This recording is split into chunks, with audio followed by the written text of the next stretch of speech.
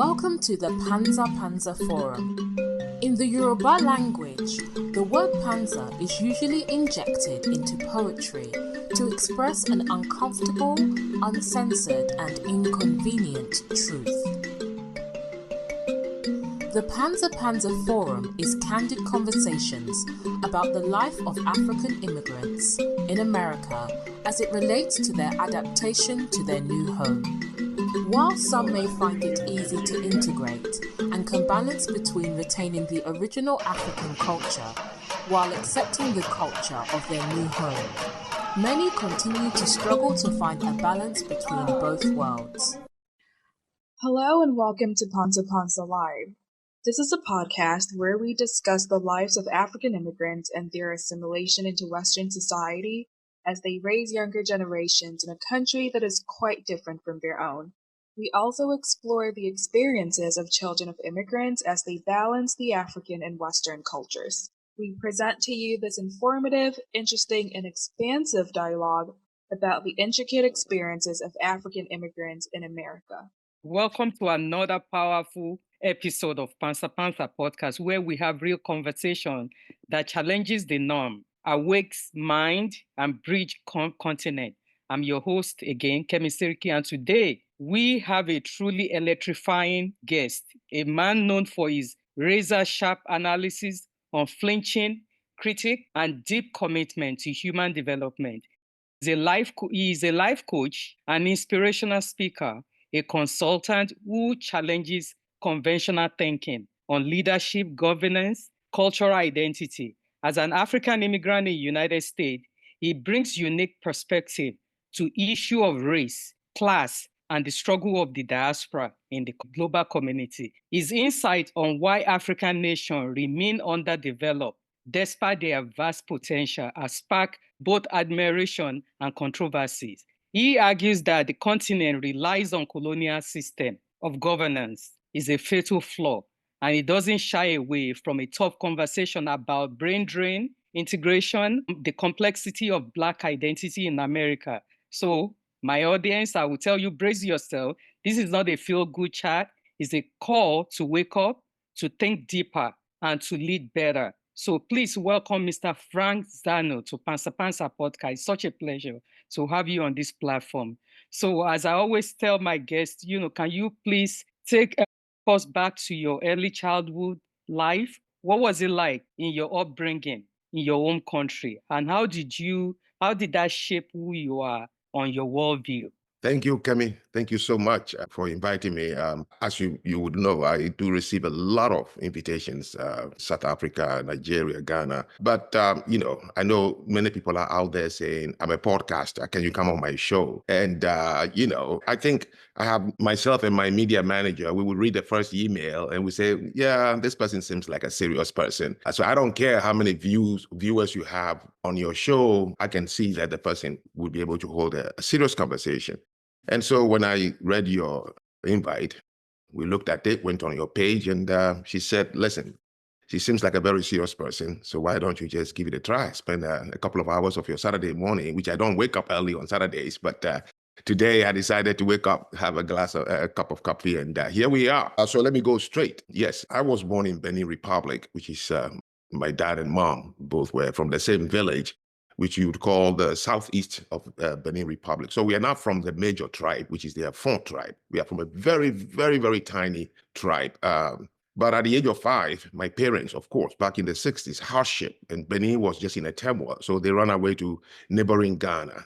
And this is why I acquired more English, and I don't speak any French. And if I do, it's a broken French, because they moved to Ghana and I started my primary school in Ghana. And Ghana in the 60s had a lot of Nigerians who were mainly in retail, massive. And so that is my first child was an immigrant to Ghana. But immigration between African countries is not the same as migrating to Canada or to the United States. You don't go through any process to become an immigrant. As long as you have a house, hey, life continues. My parents struggled. They were not educated and had 6 children. So here we are in Ghana. We don't speak any single of the local languages. Ghana has about 33. We don't speak any of the languages. We don't speak English. My parents don't. And so I went to primary school in Ghana. And so that was the beginning of my life. And then, of course, after secondary school, you don't go to the university because you're smart. You go to the university because your parents know somebody. They are somebody, or you have a lot of money to pay. So I couldn't. And so I started taking reporting. It's simply called reportage, which means you learn how to take a photograph and write a story. From the British Council, which was like the British Cultural Center. They were giving students who cannot afford university some kind of training. But when you finish back in the 60s, you remember the government has one TV station, one radio station, a couple of newspapers. The people there never retire. So where am I going to go, right? And luck would have me. I was writing stories myself on life and culture. I will observe and then I'll write a story. Somehow, somebody came across it. And long story short, I landed what we call then a stringer, which means you are not a staff, but you are in another country where you are reporting for the Washington Times. They said, hey, we've seen your stories. You're good. Would you like to be our West African stringer? I said, yes. So I started with the Washington Times as a reporter on life and culture. And so after about 6 months, they asked me to move to Nigeria. So I arrived in Nigeria late 70s, So I stationed myself in Ikeja and lived on the same street with Fela Anikulapo Kuti, Bemishola Street off Allen Avenue. So my life, I would say, professionally started in Nigeria. And I met just so many people. I was there. I met Dele Jua before he was blown away. Then after Nigeria, I moved to South Korea and lived in South Korea for 2 years, and then to Japan for 4 years, and then a stint in China, Malaysia, Indonesia, and finally I was in Bulgaria for 9 months at the fall of the Soviet Union. And I said, you know what? I'm doing this job with no solid academic background, so I would like to have a scholarship and go to the United States and study. And so, long story short, my editor found me a scholarship and said, write the essay. I wrote it and I got accepted. Full scholarship to the University of Bridgeport in Connecticut. So that's how I arrived in Connecticut. And I went to the University of Bridgeport. And when I graduated, internet has been launched and media has become too scandalous for me. So I decided, why don't you go into corporate and use your storytelling abilities to help corporations and NGOs grow? And so I was doing that for a long time before I started my own youth NGO, where I take the students to Benin every summer and we build schools in the villages in Benin. So I did that for about 11 years. And suddenly I'm being called to the Caribbean, Jamaica, Antigua, Barbados, come and speak about youth problems and come and speak about, So I said, wow, this is good. And so I traveled and spoke live audience, way before podcasts and all this was launched. In 2015, my life changed a little bit. I moved to Kenya, where I spent 5 years in Kenya, just traveling on university campuses, trying to see how the young generation of African countries, how are they thinking about their country, one, the identity of them being either Kenyan, Tanzanian, Ugandan, Ghanaian, Nigeria. I was trying to find out, how do you grow up? What is it? What are the 3 elements that makes you feel I am Kenyan beside the passport and a flag? What is? And I went from campus to campus, you name it. And it was just like really, really, really wild. Challenging. Yeah, very, very challenging. And the kids seem to love it because in their school, you're busy studying to become an IT engineer. You're busy studying to become a lawyer, a doctor, whatever you have. They've never been confronted with this type of questions. So if somebody doesn't confront you with questions, you're not going to think about them. And so for me, I saw all the, let's go and make the youth become professionals. Let's go and make them become professionals. That's all that is going on. And I decided, no, let me find out from the youth what drives you. What is nationalism to you? What is patriotism to you? And I discovered from those questions, wow, we have a problem on our hand. We have a problem. The foundation on which we are trying to build these so-called African countries is flawed. If the foundation is not good, forget about whatever you're doing. It's not going to go anywhere. A building or an architectural structure with a bad foundation, it's as simple as that. So we have to ask these questions. And I came to find out we're gonna raise engineers and doctors. Then we ask, on which foundation are they going to operate? And so 5 years in Kenya, then COVID started. I have already really established myself. I almost thought I'm going to remain in Kenya for the rest of my life. I love the country, beautiful, wildlife, all that. But COVID started, and what I do in person would not be able to continue since the country was going to lock down. So I thought, okay, whatever it is they were calling Corona, maybe 3 months and it would be over. So I took 2 suitcases and returned to the United States in 2020 with hopes that That thing would die and I'll go back to my life. And you know the rest of the story. I was stuck here for a year. COVID lasted more than a year. By the time it was over, I've lost everything I left behind. My home, my properties, my belongings, gone. This is Africa we're talking about. And so And 5 years. I will compliment you. Sorry to break in. No problem. I just had to break in because to be exposed to travel all over part of the world and different culture and to be able to observe and learn from those culture, what are the good part of it? What are the negative part of it? What can I use, for my own people, to develop my own people, to help the generation who are coming up? What can I do? Okay, what can I learn from it? And that kind of exposure, you are not just a traveler. Right. You are also learning on your journey as you travel. And that's what makes you who you are today. It does in some way, I must admit. Now, people always say, when I speak and they say, wow, the way you look at things is so different. And I tell them my story. Oh, maybe the travels. I say, no, I've met people who've traveled wilder than I have traveled, and they're still dumb like a doorbell. I mean, so no, because their purpose was different. That's why I said you travel, you observe. It's the ability. Yes. Okay, it has to be first internal, that you are able to see things and immediately internalize. So that itself, it's an ability that I didn't create. Now, I could have used my camera, write the stories, and still be removed. You see, people. Okay, education makes you wise, so they say. We've seen a lot of people go to school, but they're not wise. So I try to explain to people when they ask me, so how did you become? I don't know the method. I cannot teach anyone. It is something that grew out of me, that I became extremely painfully curious about everything. So that is where it started. But when I came to America, returned to my home base, and COVID took almost 2 years of it. What you see today on the internet and what I have built is all in the last 4 years or even less. So after 1 year, when I knew I've lost everything, I said to myself, hey, this is where you are right now. Divorce the 5 years experience in Kenya. You are right here. And I started. So I did a video called the Comeback Kid. And I bounced back, and here I am. Somebody met me speaking somewhere and said, you are not on the internet. How? You can't continue reaching only 200 people. And they kept saying, come on the internet. And so I launched Zanu just 7 or 8 months ago. Wow, that's so powerful. So was there a particular incident or realization that makes you want to start challenging the system, both in Africa and abroad, through your speaking engagements? Good question. Maybe some of us in your childhood, somewhere, sometime, something happened, you are not aware, that got you to become curious. You're not able to pinpoint it. Since I was young, and this was the reason I was kicked out of high school for a whole year. I think I was home because they said I asked some questions a child is not supposed to ask. I wasn't trying to be mean. It's just, and my mom keeps saying, why just you can't be like other kids? No, but I cannot. I'm not making it up. It's just keep. So you're right. I would say during my travels, yes, because I was covering life and culture.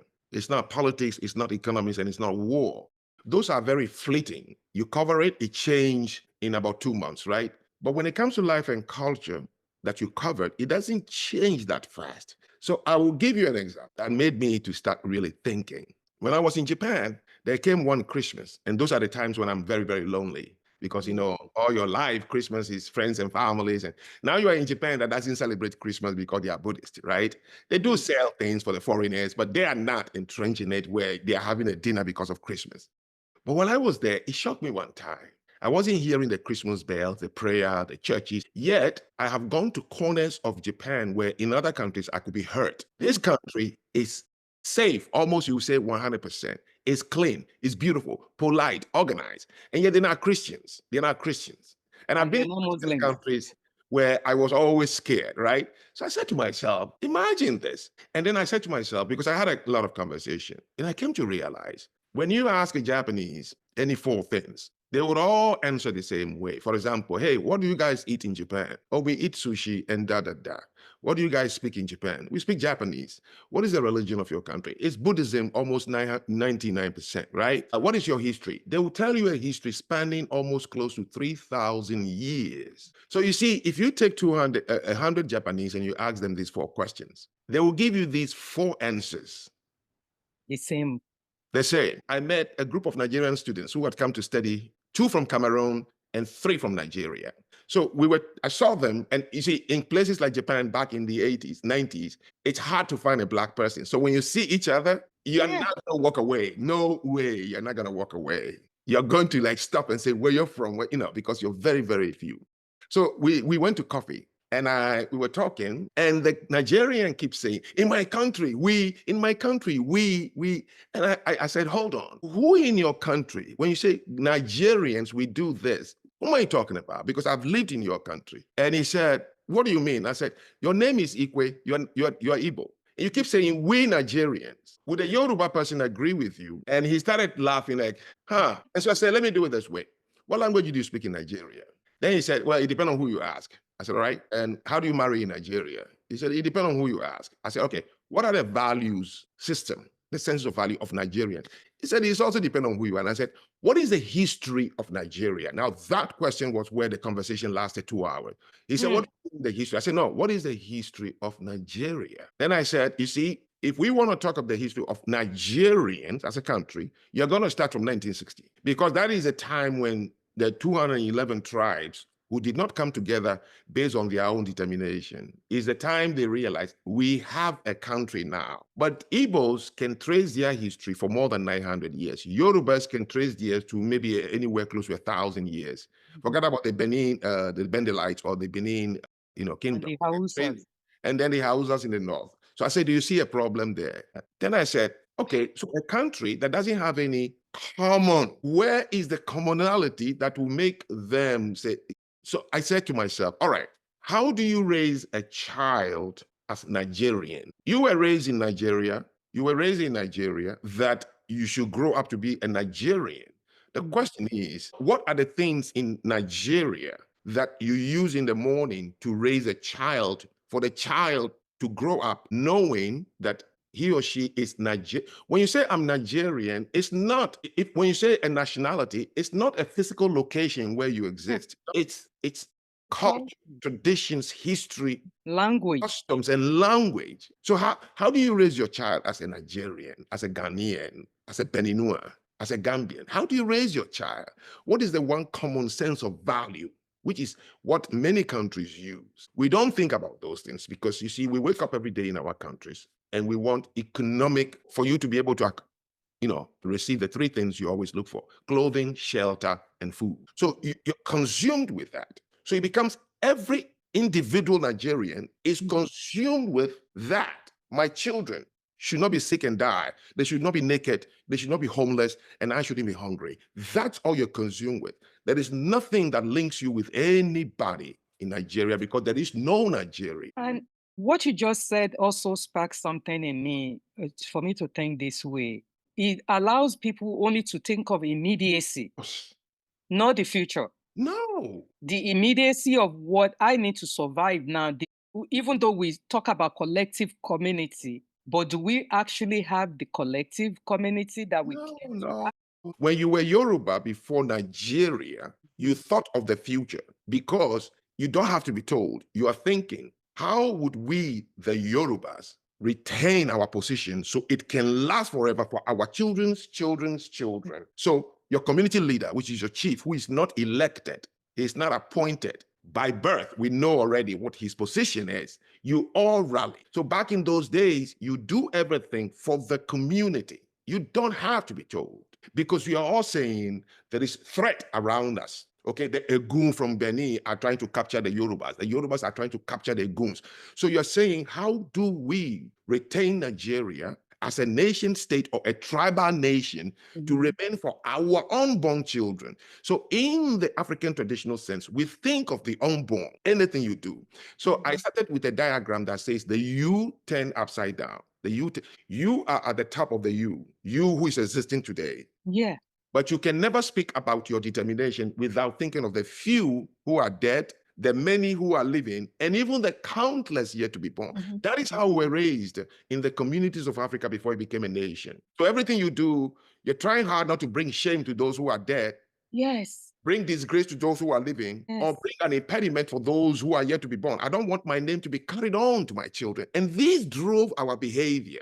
Yes. Then you became Nigeria, and I'm using Nigeria, but if you're from any African country, this is applicable too. Then you became Nigeria, which did not happen between any tribe in Nigeria that they want to become Nigeria. It didn't happen in Ghana, it didn't happen in Togo, it didn't happen in Benin. No African country where the tribes came together at a treaty or a conference and say, let's sign a treaty to be a country. It never happened. You woke up one day and somebody had designed what you should be. Problem is, right after independence, the question should not be, where are we going? The question should be, where were we coming from? Because if somebody captures you, somebody kidnapped you and took you away, if you happen to free yourself, you first don't ask yourself, where should I go? It's where you came from, where he took you from. But the problem is our independent leaders, so they called, as soon as independence happened, all they started was economic growth. Economic growth. Read all their books, Kwame Nkrumah, Julius Nyerere, Jomo Kenyatta, Sekou Touré. All they started was economic growth. Let's form ECOWAS. No, you can't form ECOWAS. You can't. You can't form OAU. You have no foundation. If EU can collapse, independent homogeneous countries try to form EU and it collapses, you can't form Nigeria to be cohesive, and you're going now to form ECOWAS. That's why Pan-Africanism drives me mad. And you're right in so many of these things. Because when Nigeria got its independence, and even though they have this working government, they said it's working government, and you have some other people who want to defraud the government, who are stealing money from the government. But they are not thinking they're stealing money from their population, from their people. They think they're taking the money that belongs to the European. You've made a point. You've made a point. You see what you just said? The country belongs to the European inside our head. I said something on one of my episodes, and people, and I agree, 30 minutes is not for anyone to explain. That's why I love live audience, because you ask me the questions immediately. I said, no African politician is corrupt. And it's true. They are corrupted because what you are asking them to do, it's not in their concept. Whom am I leading? Whom am I leading? You know, country, which one? You understand?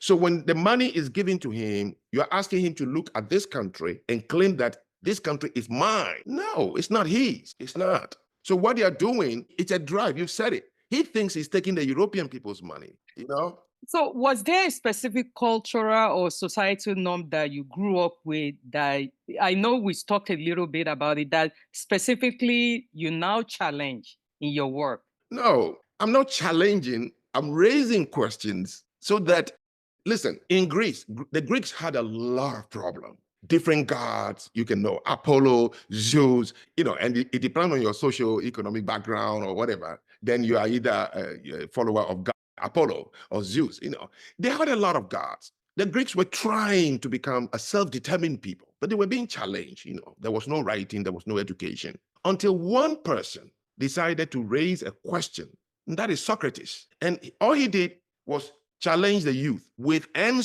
questions to the answers they've been giving. The youth are told the gods are good, so worship the gods or whatever it was. And he simply says, why? So Socratic method is known as why, how. He never gave any answer.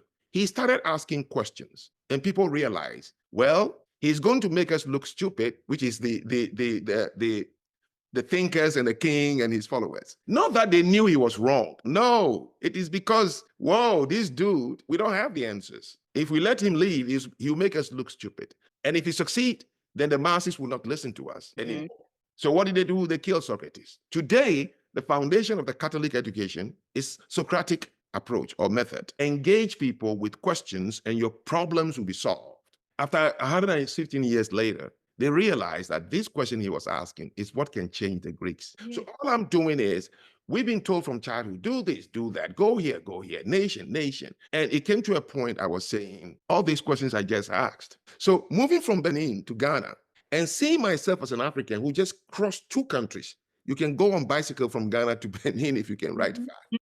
Here I was, a total stranger in another Black country next door. And the country had no doctrine that was common to everyone. So I go to a primary school in Accra. There is 6 students in a class. The teacher is only from one of the tribes. You understand? So she's speaking English with an accent of the tribe and defining or interpreting that English language through her own understanding of her language. Yet she's meant to teach English a foreigner's language to 36 different students from all over Ghana. And we are sitting there being made dumber and dumber and dumber. So here is the problem, Kemi. Nigeria, 211 tribes with variety of languages all over the place. How long ago did Nigerians begin to speak English? How old is English in Nigeria? Since colonial invasion of British Empire. Well, when they invaded you in 1864 or something like that, Yeah. they didn't build schools to teach you English. Okay, so it was the first missionary school built in Nigeria would be the time a Nigerian was taught English, functional English. They were teaching the English for you to understand instructions from the colonial. Mm-hmm. It was not being taught for you to solve physics equations or anything, just so you can understand them when they speak. Then, few years later, you kick them out, and they left behind a few people who only partially understand the English to now educate the entire population in that sophisticated language. You are so right in your analysis of this. Even many of these Asian countries too were colonized, but they never retained the colonial language. The reason is simple. There are two types of colonization. One is countries were already formed by the people who live in it. Okay?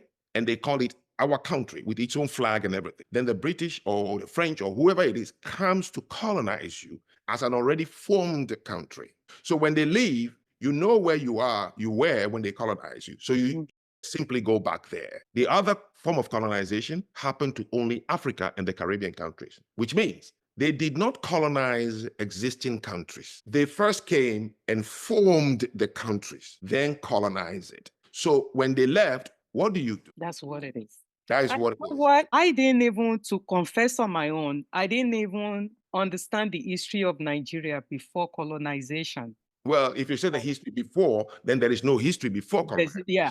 There's no history. Yes. I never saw African map before invasion of that's correct. Colonial master until when I came to United States. I went to Museum of Natural History, and the first time I ever saw African map before colonization. It's called the pre-scramble map of Africa. Yes. The pre-scramble map or the pre-colonial map of Africa. And you don't see any name you see today. There was no Nigeria, Ghana, Togo, Benin. You see only Sokoto Kingdom here, Yoruba, Egun, Efon, Ashanti, Ghana. These are the pockets of tribes. The same way the Native Americans here. So I'm very happy you have seen 90% of Africans have not seen what is called the pre-scramble map. There is no country name. So the history was independent based on that. The Oduduwa kingdom was autonomous kingdom of people who were doing what everybody else have done. They were traveling and capturing small tribes that they can capture so that they assimilate you. You begin to speak Yoruba and you follow their gods and their doctrines. And so if they had continued, then Yoruba kingdom would have grown only up to how many tribes they were able to assimilate, right? And today they would have had an independent Yoruba tribal nation. So you're right. So the history of the Yorubas ended 1864 or something when they arrived. And then whoever arrived first said, well, so Nigeria, the word Nigeria doesn't exist in any Nigerian language because Nigeria came from what we call phonics. It's saying the tribes along the Niger area. So as you say it, Niger area, it becomes Nigeria. In West Africa, they say the tribes along the Gold Coast. In the Ivory Coast, east of Ghana, they say the tribes along the Ivory Coast. So this is how you map the countries. In Cameroon, the French and the English almost went into war. That is why the divided Cameroon became an English to one side and French to one side. So now the question is, what happens to human beings is, whenever anything happens to you, to interrupt. When the thing is over, the first question is, where was I before these phenomena? And you go back to what you were. So our so-called independent presidents, not that they were stupid or dumb, but they just didn't know anything. And I'll tell you why. What they saw built in the country was appealing to them so much that when they acquired or inherited it, they thought, whoa, if the British or the French, the colonials, if they had left that place called today Nigeria, if they had left it looking like a desert, we would never fight for independence. No. What is there you are asking for independence, right? Mm-hmm. It's because of the infrastructure they build that if we can inherit it, we will become like them. So when you inherited it, you didn't ask the most crucial questions. Have we ever managed something like this? No, we haven't. Have you ever administered people? Calling executive, no, you have not. You were only chiefs or kings, were leading a group of people who were loyal to you because of language and history and culture. But you took something you've never managed before, maintained before, and that's even understand it. And you said, Nkrumah gave a long, stupid speech. Nyerere gave a long, stupid speech. Then we continue with the parliamentary system for about the first 12 years. We realized that it is not bringing us food. So we moved to socialism, okay? In between, some people said, no, socialism won't work. So they grab an AK-47 and then kick the guy out and took over. That also lasted until the middle of 80s.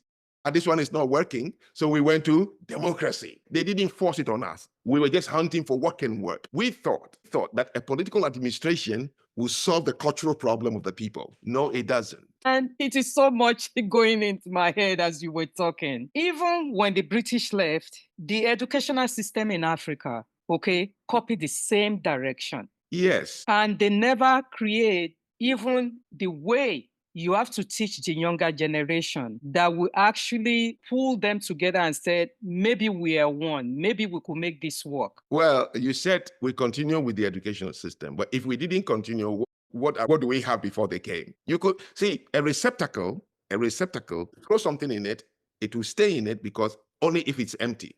But if a receptacle, a bucket or a basket is full, when you throw something into it, it will fall out. When they throw their things into our communities, it stayed because it was empty. So one of them is the curriculum. I mean, if we didn't accept what they left behind, what are you going to accept? What are you going to use? There was nothing you were using. You were using Yoruba, which is an oral language, to speak and decide. Maybe Yoruba would have become a national language that like Malaysia, Singapore, Korea, they're not speaking English. So if your language grows based on the population and a country that it has been recognized by 3 other countries around you, then the international community will begin to either learn your language or you use your language.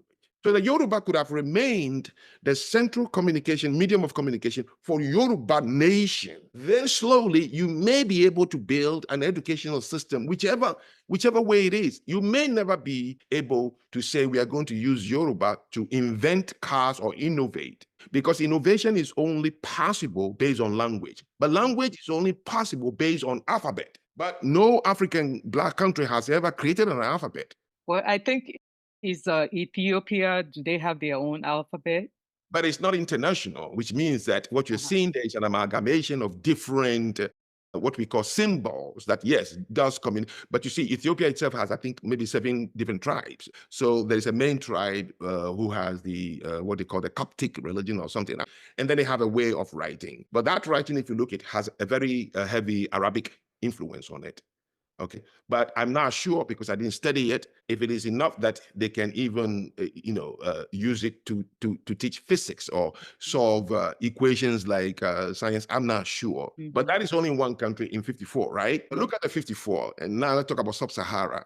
Has never created an alphabet. So if that is the case, then if you didn't accept the British education, what would you use now that you are Nigeria? Is what I meant. They had only colonized Yorubas. Only Yorubas, and they left. You may have rejected the English education system and go back to what you used to communicate and educate. But they did not colonize only Yoruba or Igbo.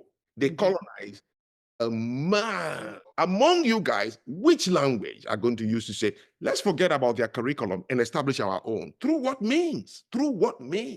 So we got to go back really and see that a lot of problem was there, you see? And a lot of Africans, I'll call them so-called African intellectuals who were educated at that time by the British system. And they too criticized the British system. But they didn't come back and said, how can we build different way of thinking or set up a curriculum that will create something completely different? Well, you're going to set up a curriculum. You are going to use the British language because you don't write your language. So your language is not transferable. A transferable language is one that is homogeneous and common, that it has an alphabet, and the alphabet is what makes it transferable because another language or another culture can use their dictionary to look at your language and say, because you have your own alphabet that wrote it. So the meanings in your words are deeper than the surface. So when people say that the first, what did they say? The first universities and research centers were in Timbuktu, I used to laugh until I fall down. You don't believe it? No, it's not true. It's not. Just simply ask these questions. Okay, if the Malians, those we know today as Mali, if they were the ones who built those universities for research, the question is, what language did they use to do the research? Okay, if anybody says the name of the language, ask the person, what alphabet did they use to write that language? Then you realize the whole claim is bogus. Let me explain. If Mali was able to establish universities, okay, the first question is, what language did they use for the research? Number two, how did they publish the research? Publication started printing. The printing started in England. So what did the Malians use to publish the research? Number two, what alphabet did they use to write the research? Listen, Mali area, that's why they are Muslims and they speak today, Wolof and some, that's why they are Muslims. These are radical Middle East people who were horseback that came to Sudan. That's why the northern part of Sudan is extremely Arabic and they look light-skinned and all that. So they came because they could not, just like the runaway English boys who come to form America. These Arabs were looking to run away from the Ottoman Empire and the other invading powers. So they settled in the desert areas of Africa. And they established those research centers, they are so called, and use Arabic to write the research. So if you look at the tickets, they'll all be Arabic. It's not an African in the definition of what a sub-Saharan African. We don't never have an alphabet. That alone, if anybody can challenge it, that we never had an alphabet. So now we are using the French alphabet if you are in Benin, Togo, Ivory Coast, Senegal, or you are using the English alphabet. Yoruba, Kemi or Femi, your name could never, Kemi Seriki, could never have been written. Never. If the British had not introduced A, B, C, D. But you can say to someone, my name is Kemi. Now that you hear it, you say, well, how can I not write it? No, we relied on phonics. We are oral historians. So you and so many other, like you've criticized the colonial system of governance and how many of these hinders African development. If this system are flawed, what alternative model would you propose? The system is not flawed. It's not. I'm not criticizing the English system. It's working in their country. It's just not working in your country. And number two, the independent masters or leaders, they have no other choice but to accept what was left for them and thinking that they can build on it. They didn't question their own capability. Yeah. Okay, they didn't question. Kemi, if I give you a Lamborghini, you may not be able to drive it. If I give you a jumbo jet, you may not be able to fly it. But how come the person who made it is flying it? Because they know how to. But it's a very useful machine. So the mere fact that you are not able to fly the jumbo jet doesn't mean the jumbo jet is not good. It's just that you can't fly it. As simple as that. So listen, no time is a bad time.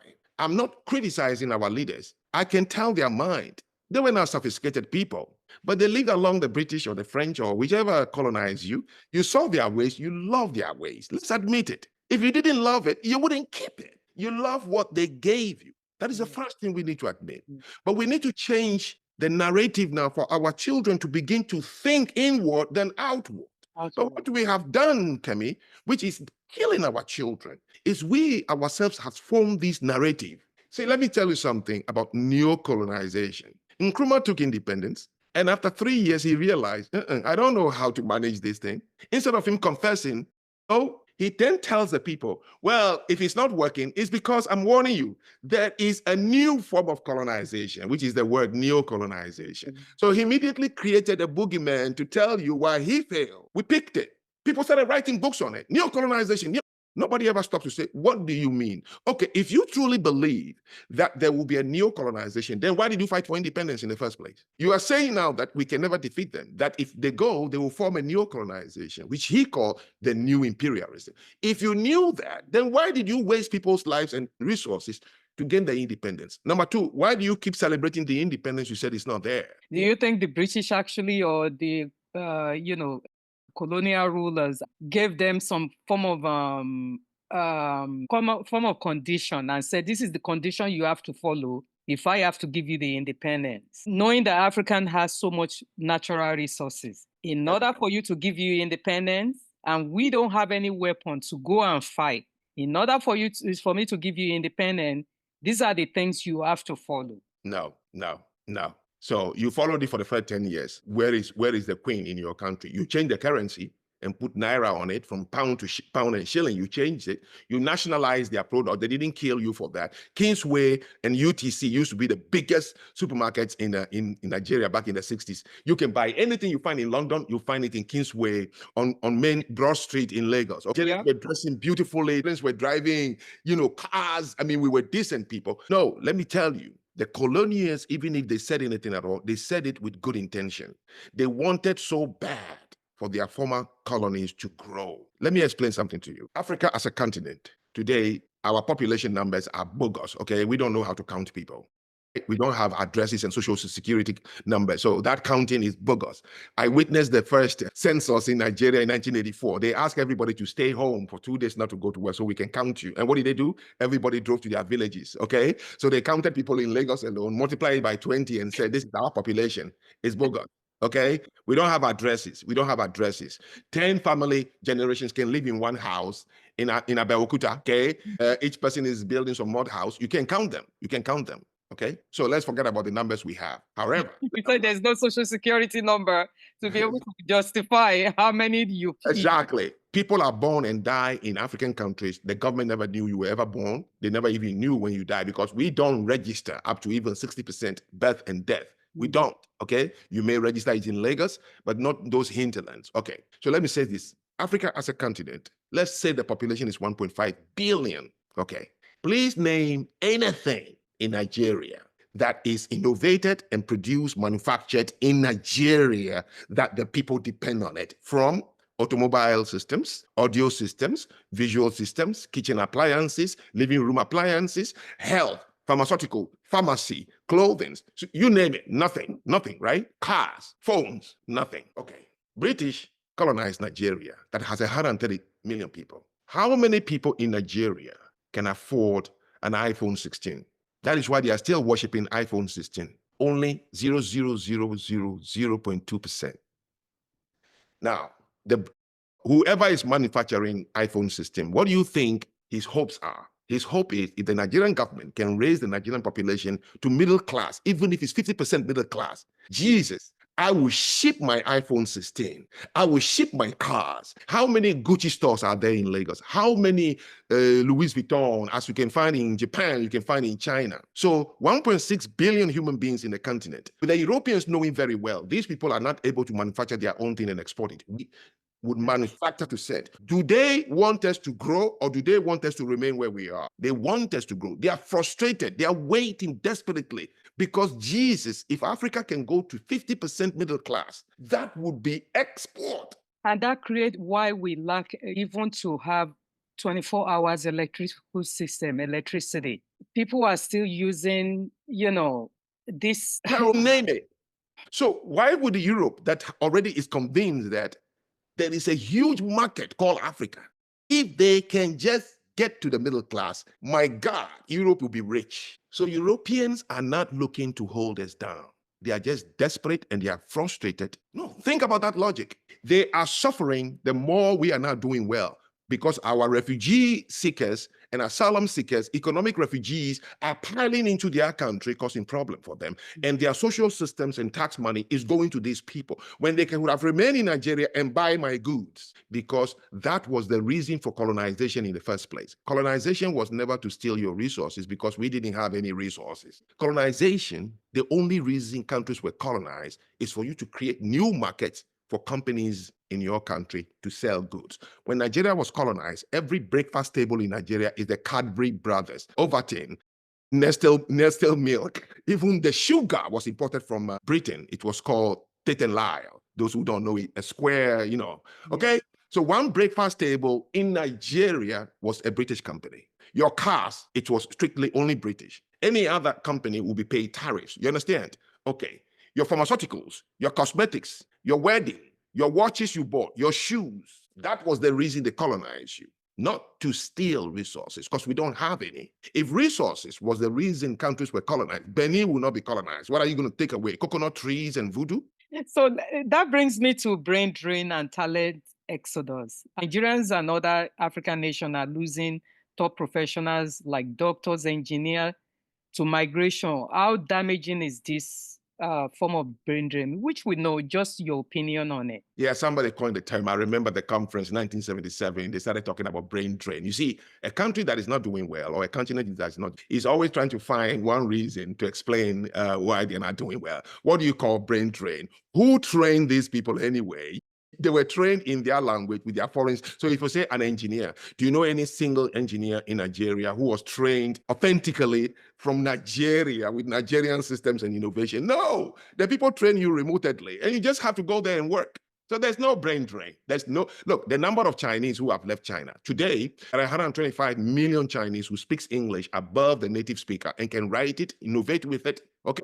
Brain drain. What do you mean brain drain? No amount of people leaves the country and the country dies from lack of experts. That's not true at all. It's all false. Why? How many Italians are in America? How many Jews moved to America? How many Germans moved to America? How many French have migrated to America? Why are their countries not dying from brain drain? No, it's not true at all. Because it's part of the debate anyway. It's part of the Right. debate. And you're right, there's so many people from Asian country who came to this country, massive professionals, Yes. doctors, engineers, and name it. And they don't even speak English. No, there's no And they- brain. There's no talent drain. Your Burna Boy and Davido, they still live in Nigeria, driving cars and building houses. So what? Chino Achebe and Wole Soyinka left Nigeria, so you don't have writers anymore?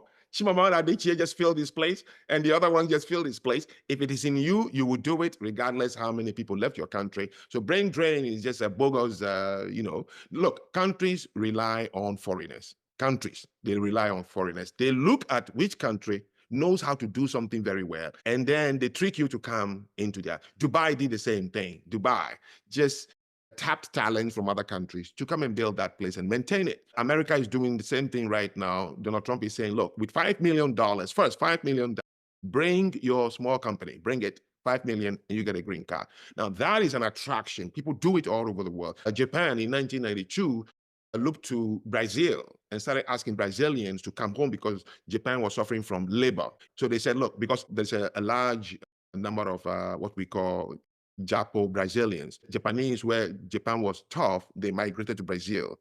So they came home to Japan only to feel a certain industry, okay? Not to become doctors and medicine people. So Nigeria, with its oil, could invite doctors and engineers from any country to come to Nigeria, not necessarily relying on the locals, because the locals, what you're calling an engineer, I will hate for any of them to build my house. It will collapse on you.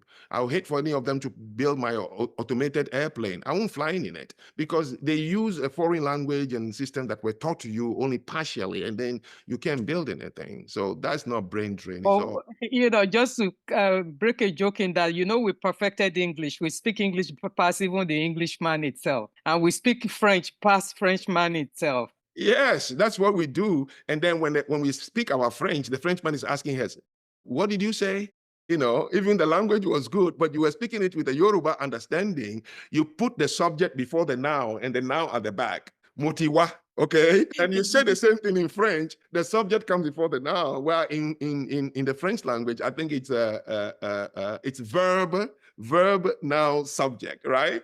But in Yoruba, you turn it around and say it in the French, and the Frenchman is saying, yes, he's speaking a very good French, but what did he say? What does it mean? So I want to bring you to diaspora, identity, and cultural conflict. When it comes to African immigrants in America, whereby you talking about, should I integrate or separate myself? So many Africans struggle with balancing cultural preservation and assimilation. What's your take on this? Yeah, I've seen it in my own state here, Connecticut, and when I traveled in the different states in America, I've seen this problem come up again and again. Not long ago, I was invited to speak to a group of Africans in Norwalk. Now, you say, am I to separate it or am I to integrate? Well, you don't have anything with which you separate it anyway, because you came to Canada saying, I'm Nigerian, but what is a Nigerian culture that you're going to separate? So let me give you an example. When they used to say, oh, let's go and eat at an African restaurant, I used to get so confused. African restaurant. I've traveled the world. I've never seen European restaurant. I've seen, hey, let's go to an Italian restaurant. Oh, you know exactly what you're going to eat there, right? Meatballs, spaghetti, blah, blah, blah, blah, lasagna. Okay. Or you say, let's go to a French restaurant. Let's go to, that's, but they don't say European restaurant. You said, let's go eat Chinese food. Well, you're talking about a single country and you know the food. You say, let's go to Japanese restaurant. You eat sushi. Let's go to Korean restaurant. They don't say, let's go to Asian restaurant. Why are we the only ones? Let's go to an African restaurant. What do you mean African restaurant? Then I go there, I'm eating jollof rice and fried plantain I can find in South America, I can find in Jamaica, I can find all over the place. You understand? This is what I was talking about from the beginning. You could have said, let's go to a Yoruba restaurant. You can say, let's go to a Calabar restaurant. You eat edikaiko. It's authentic. It's their cultural food. It's their tribal stable. You can say, let's go to Igbo restaurant, which is the egusi and the fufu, the way they pound it. You understand? It's authentic. Even you can say, let's go to a Sokoto restaurant. But we keep saying, you don't even say, let's go to a Nigerian restaurant, African restaurant, you understand? Whereby if you take the Yoruba food to South Africa, they will spit it out. No, that is too hard. So this is the problem. This is the problem we have. So the same thing with the food I've just described. You arrive in Canada and you say, I'm Nigerian, I'm from Nigeria. Okay. Now the question becomes, how are your children going to, if they meet other people, talk about Nigeria, whereby you can even see it? If you meet a Chinese in Canada, he or she can talk. In fact, all you have to do is you go to Chinatown in Canada or Chinatown in Harlem, and you remain there for 2 hours. If you go to China, it's like it just mimics itself, right? But you cannot go to any Nigerian community in Canada and then go to Nigeria and find it in Lagos. So your children are suffering the same thing, which is what you've said rightly, the identity. Is because we gain independence and we've been told to raise ourselves as Nigerian. So now you are in a different culture. So I say this all the time. When I used to travel, when you meet a Japanese or Chinese, Korean, whatever, they say, oh, where are you from? Because, some of them they say, I am Chinese, I am Japanese. When you meet a Nigerian or Ghanaian, they said, I am from Nigeria. Do you see the difference? I am Chinese plus I am from. So because you know that only you are Nigerian when you are outside Nigeria. So you are saying the physical location from where you came from. But if you are in Nigeria, nobody ever says I'm Nigerian when they are in Nigeria. They say, I am Igbo, I'm Yoruba. Now here you are in Canada, and then you begin to, because your child at home doesn't see anything that is uniquely Yoruba. My mother's doctrine, her sense of value, how we eat, what came with us. So you couldn't form a community where your children constantly will be in touch with what it means to be a Yoruba. You do so, the other Nigerians would say, you are trying to separate. Like in Nnamdi Kanu, you are trying to separate, okay? So you have to either practice cultural secession when you are outside Nigeria, or you just have to integrate with what you have. Number two, I say to many, many parents here, when you are outside Nigeria or Benin or Togo, make it an effort to talk about your tribe, anything you can remember. Okay, use this as an entertainment during dinner time. Your children will pick interest in it. They may even use it as a conversation and talk about who they are. So if your children go out in Canada with their classmates, and then, okay, let's say somebody migrated to Canada from Germany and talking about what it means to be German, there's a Japanese who's talking about. So in my college here, we used to have what is called the International Festival, because my university was 93 different countries. So every year, we have what is called International Festival. Chinese have no problem. Japanese have no problem. You go to the stand, clear, this is Japanese, okay? So we cook, then we dress a booth, and then they dance and sing. And then we are judged and a country wins. Every year, Chinese, Indians, Japanese, first, second, third. The first time it was done when I entered the university, we, the African students, came together. And then the question becomes, who is putting up a booth? The Nigerians could not agree on what to wear or cook to say this is Nigerian food. The Ghanaians could not decide. And that was the day I watched and I said, so we couldn't. Do you know what we did? We joined Kenyans. Even Kenyans later, years after I went to Kenya, to see that the two students who we were calling Kenyans were actually from the Luo tribe, where Obama comes from, right? What they wore that day and the dance they put up on the stage was a Maasai clothing. So because there is no Luo per se, so they use the only visible that everybody recognizes. And I said, they fooled us, okay? So this is what I'm trying to explain. So in the college, I stopped this festival thing because even if I say I want to do Benin, which tribe? I'm from a minority of minorities tribe in Benin. We are not even recognized, okay? And the major language, I cannot, the ones you see in Cotonou, Ouida, and I can't even speak their language. I don't know their culture. I don't wear their clothing. Do you see the problem already? So ask yourself as a Nigerian, if your son is in a middle school or high school, and say, Mom, we are celebrating International Day. Yes, you may put your child in a Yoruba, Bubayana, whatever they call it, right? And then put a little gele on her head. Okay, that's fine. Any European living in Nigeria could wear the same thing. So to your question is, what do we do? What you do is simply talk about these things and continue to use a lot of things you can remember as a Yoruba. What does it mean? You know, the language, and use it as kind of an entertainment. Your kids will become proud. They will pick it up. Form your own Yoruba community and put up a small celebration. So your kids are slowly. There is nothing going wrong with us when we are outside. There is no identity conflict. There is no such thing. It's what we created as a country, and the kids we've raised with that country that is not there is the reason they are having this. So I say to my friends, look, don't waste these kids' time. Tell them why you came to Canada. That alone is enough for them to understand how they should carry themselves. Why did you move to Canada?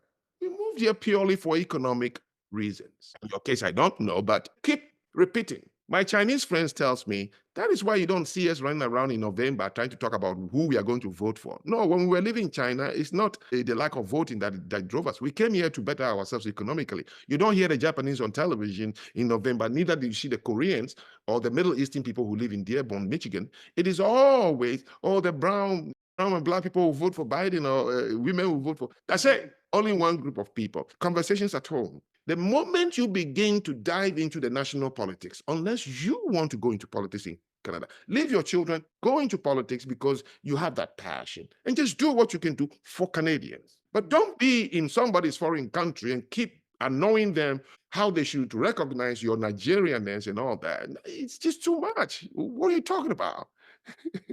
What are you talking about? So can you speak to the unique burden African immigrants face when they are expected to represent two worlds at once, both as an African and as Black American? You're not expected to represent. Nobody ever puts that on you as an immigration burden. So in 2012, I was awarded the most outstanding immigrant of the year 2012 in my state. Okay, I received a letter from the governor, the secretary of state, and from the White House, the most outstanding immigrant of the year. When they said the most outstanding immigrant, they didn't talk about my country. They just simply said, while you're here, you're an immigrant. I'm a naturalized American, which means I will recognize every day that I'm naturalized. I went through a process, okay? Raised my hand, swore allegiance with the country, and have a contract. I will be a citizen. However, I know I'm naturalized. What does that mean? It means wherever I live in America, I would always give 10% of myself to my community through volunteerism, being on board, mentorship, as part of my exchange for being a natural citizen. At the same time, remaining, quote, authentically the little African I know about me, you understand?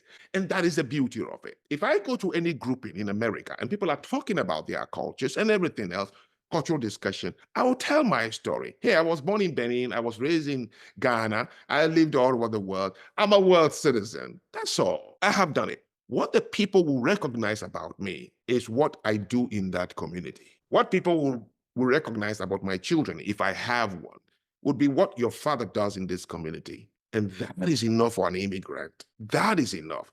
But this placard carrying saying, recognize me because your school system is not recognizing my children. Well, hello, if we are going to wake up to design the system to recognize everybody, we are never going to finish the legislative session in our parliament here.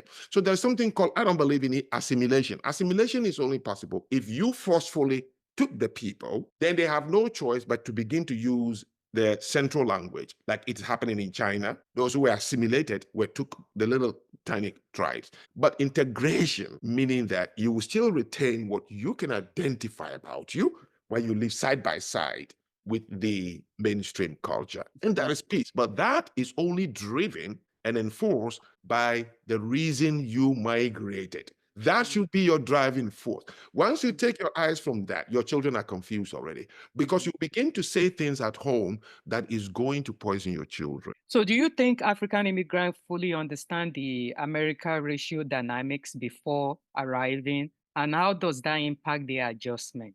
Very good point. It's not understanding the American immigration, right? You don't have to. There are refugees who run away from their country. They didn't take time to. But the problem is after they arrive, they forget. And it happens to people who don't have a community. So you see how the Chinese have money. They have money enough to rent their homes in any of the affluent American communities. When I was living in Westport, a very white town, my manicurist used to come from Harlem. They had a van, 7 of them. Rain, shine, winter, snow, they would drive back. And one day I said, Yun, why don't you just buy a house in Westport? He said, no. Chinatown is not just an address for us. It is where our identity is always. So when Kendrick Lamar sang the song, They Are Not Like Us, I'm asking all African immigrants to use that song to remind yourself, when you were coming here, you should know they are not like you, and you are not like them. They are not. Even in Nigeria, that song is applicable to all the tribes. Yoruba and Igbo, they are not like us. Hausa and Bendel, they are not like us. So when you have that in your mind, it makes your relationship with others very easy, because you then begin to excuse what you would have looked at and think is racism, is this, to say it's because they are not like us. So the African immigrants really get caught in a quagmire. And that happened to me. I was proudly a Beninois when I was in Japan, because whenever I encounter them, they're curious to know where you come from. And I'll talk about Benin. Even if I lie just to fill the space, well, they can't find out, but I will talk about it and they will consume it. I'll talk about voodoo that was invented in my country, our festivals, all right? When I was in Korea, it was the same thing. When I arrived in America, that's when the challenge begins. Do you live like the African Americans? And what does that mean to be a Black man in America?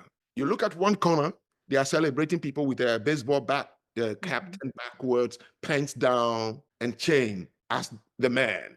You look at one place, they are celebrating those who are like Ben Carson. You look at another place, it's just all mixed up, right? So the African immigrant, because he has no community from where an image is being implanted on him constantly, he will have to look among these so-called, well, he's not going to look at other Nigerians. No, I came with you on the boat, so I'm not going to look at you. Now he's looking at that, because remember, even back home, the Banner Boys and the Davidos, they are all copying the African American. Way before you arrived here, Savage, whatever, all of them.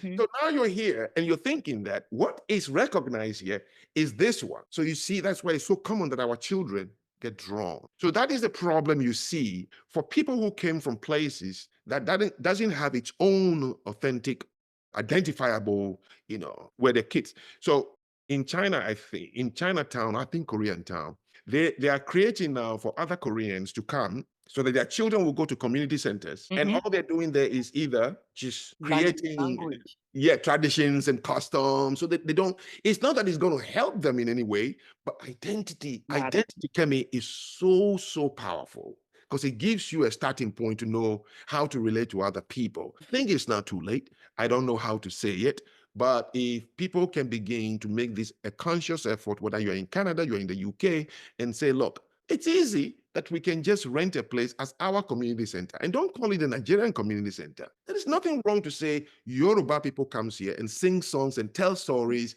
and we dress and we cook, and our children suddenly like, wow, invite their friends, their white friends, and then, come. You could do that.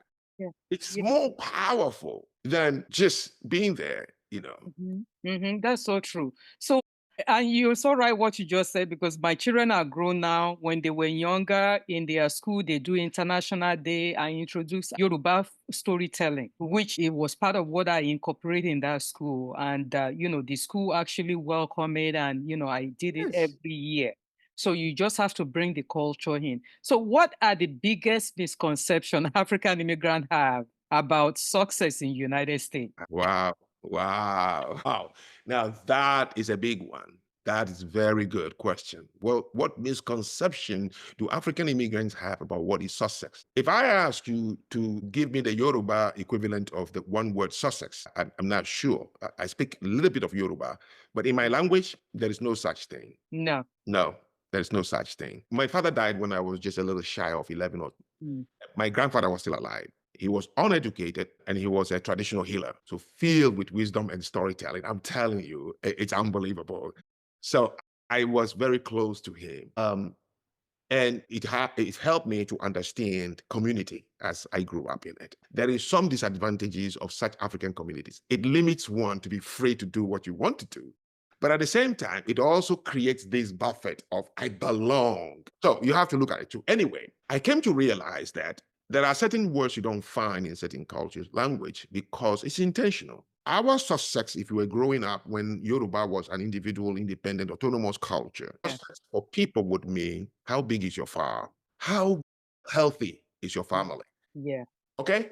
And they question the fashion by which you gain that wealth. That is success. Number two is how horizontally expanded are you that people call on you and they find you at every problem. He's there. Mr. Seriki is here. Yeah. When there is confusion, he's the one who brings the voice of wisdom and everybody calms down. That you will see the most richest person in that village coming to Mr. Seriki who doesn't even have a bicycle and sit with them and listen. So we build our houses not segregated to mean I'm successful. In fact, the more successful you are, you want to build your house where the people who don't have much can reach you because you know in Africa, it is a collective activity culture. Yes. In America or the West, in Australia, UK, and America, it is an individual activity culture. Once you remove people from somewhere where they were collective activity culture, they immediately begin to falter. Because in Africa, we rely on people to do projects. So when they come here,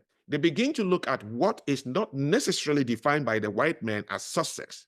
The white man's cars and homes he relies on one, community service. That is why you see the mayor calling the garbage driver, truck driver, the mayor would sit with him and talk. The mayor of my town still calls me on speed dial. I'm not a rich man at all to any measure. I'm not. But he will ask me, what is that? What is the feeling out there? He will ask me about the youth. What do you think? I'm today a commissioner. He appointed me, not because of my wealth, not because of my education, but he heard about my name, what I'm doing in the community. That is what the traditional white America used to build this country, community service. So the Baptist or the Methodist credo for American wealth, which is a build, is based on your work in the community that recognizes you, and then everybody come to support whatever you do. And automatically, of course, is going to be. So you can see that when you arrive here as a Black man, you already think that you are the third class. That thinking is why we pursue how I should look. Funny thing is, white people are suspicious of a Black man who is dabbed in too many expensive clothing. They become to feel more comfortable with a Black man who is very humble in appearance, you understand? And so it's the misconception is that physical wealth is what would give me. So of course they're not wrong. They all begin to pursue what type of work should I do? And even the mothers, you encourage it. I'll tell you a story about a student, one of my mentees, who joined my program here. They migrated to America from Nigeria. They are Yoruba. When the youngest daughter, brilliant, was about to graduate from high school, she said she wants to do history, African history. The father came to my office with an envelope, $200, begging me. He said, Frank, you are the only voice she listened to. Please convince her to go to medicine. And I asked him, what tribe are you from? He said, I'm a Yoruba. I said, do you know your history? He said, yeah. Are you proud of it? He said, yeah. I said, okay, name one doctor, medical doctor in Nigeria who wrote the Yoruba history to make Yorubas proud. I said, Awolowo, is he remembered because he's a medical doctor? Yep. And he changed his mind. As I speak to you, that young girl is now a professor, the PhD. Yes, she's teaching. She's coming to see me next week. We still talk. I met her when she was 15. She's now 37. Do you know who asked her to put her whole documentary together? The Lijadu sisters, the one who is living. You understand? So this is what we ourselves we do because of the status we think we are. Well, what used to be a distinguished Yoruba man in a Yoruba land, it's not played up because you came to find yourself involved and squeezed into a country called Nigeria, and you let that value go away. So in Nigeria, these kids grew up knowing that the only people the police don't touch, the only people the government eats and drink with are those who have how many cars and how many homes. So of course, everyone wants respect and security and safety. So I should go ahead by any means necessary and acquire much wealth so that I can be respected. And as long as you remain in foreign countries where you don't have a community that keeps saying these things, then of course you're going to look at the mainstream. You go to Chinatown, which I used to go a lot, and you see the way they're dressed, like some dirty sneakers. And that lady has 3 Greyhound buses that is going to DC, coming back with people. And she herself is selling tickets. I actually encountered one like that. Yes, I own the buses. And she's the one standing there saying, thank you, carry my bag. You go to DC, please. So we're talking, and she's the owner. I promise you, where I come from. Yeah. Anybody with 1.5 buses, he'll be sitting in the air conditioning room, his feet on the table, and talking down at everybody. That's correct. You know who I am? That's correct. And we still have that kind of mentality, even among our own people here. The so-called people in the position or whatever little few dollars that they have, thinking that this is it. Or just like that father who came in and said, I want her to go to medical school. Does that equate that your daughter is smart? If she goes to medical school, is smarter than anybody else who went to do like a trade school? That does not mean anything. It's just the interest of what they are. And what I wanted you to, maybe if you can expand on it. I know I'm going to take most of your morning today. Well, it's important to this, is that during the colonial time, back home, the only people that we think they are smart or successful are doctors or engineers and people in science, or they are lawyers. When they come, maybe one lawyer within the whole neighborhood, within the whole village, come over to the village, everybody's, pouncing on him or her and say, oh my God, here's our successful son. Every other person who is a mechanic or a person who is a carpenter is not worth being praised. Can you explain further on that? Okay, so you must understand, when they colonize our regions, I call them regions, right? Or without shame. I hate when I speak about this and people come into my comments, no, you're lying. We had everything before they colonized us. Yeah, you did. We didn't have anything. We didn't have anything. Africa is the only tropical continent, not region, the only tropical continent with 54 countries. So people like that, we don't have any immediate threat from nature to make us rush, or our brains will inform us to industrialize. The river is never freezing. Why are you going to tap the water and reserve it anywhere? You can go there always. In fact, the walking to the river is where you meet other people, you talk. So for us, that going to the river is not just fetching water. It's a whole community activity. That's where you meet people, talk, and understand what is going on next door and all that, right? So we were slow to we don't need anything. The tomatoes will grow 365. Winter is not coming. Spring is not coming. So why do you want to mechanize it? So understand that when the colonial arrived, what was the first thing, and what was the first thing that was important? Is, first, diseases must be cured. Because it's a hot area, bacteria grows quickly and diseases spread very fast. So they focus on medicine. Number 2, oh my God, the roads are not good. The rivers are too far. There's no electricity. So they focus on how can we make this place inhabitable for most people to come. So those areas they focus on in order to build a newly colonized place is the reason those professions became what we became aware of. So anthropology, like you are studying anthropology.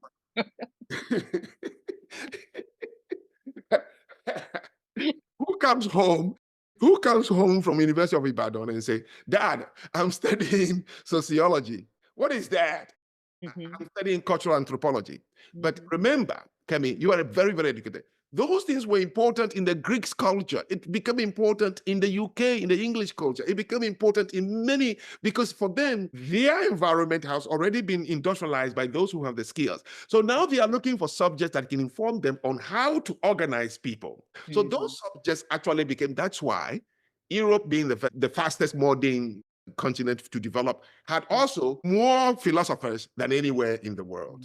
What did those philosophers do? They criticized and questioned. So Plato and Socrates and Schopenhauer, Feuerbach, Karl Marx, they annoyed the people to think inwardly. You understand?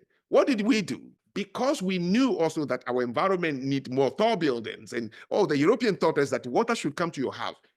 That become the only focused. But if you go back and think of what happened, the interruption that happened, which is called colonization, you would have thought we would have encouraged more anthropological studies, sociology studies, philosophy studies, the liberal art, because that is going to help us organize and understand what happened. But that doesn't put food on the table. That is going to be difficult to publish. We don't have publishing companies to give you money for that. So we started writing village stories. Things fall apart. Half of the Yellow Sun, Apiku, or The Man Died by Wole Soyinka.